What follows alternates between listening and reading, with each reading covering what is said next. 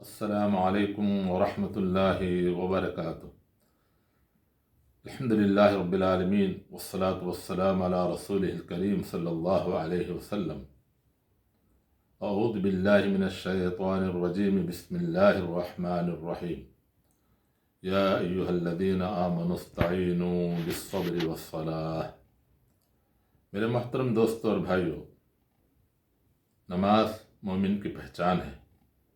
اللہ رب العالمین قرآن مجید میں ارشاد فرمایا، اے ایمان والو، اللہ کی مدد طلب کرو صبر اور نماز کے ذریعے سے۔ تو معلوم ہوا کہ نماز مومن مرد اور مومن عورت کی پہچان ہے، اور کفر اور اسلام کے بیچ میں جو فرق کرنے والی جو چیز ہے وہ بھی نماز ہے۔ لہذا ہمیں اور آپ کو چاہیے کہ نماز کے تعلق سے سنجیدگی سے سوچیں اور نماز کا اہتمام کریں۔ اللہ رب العالمین قرآن مجید میں بے شمار آیتوں میں اور بے شمار جگہ پر اللہ نے نماز کے تعلق سے فرمایا ہے، اور اللہ کے نبی صلی اللہ علیہ وسلم بھی جب کبھی کوئی اہم معاملہ آتا تو آپ نماز کا اہتمام کرتے تھے۔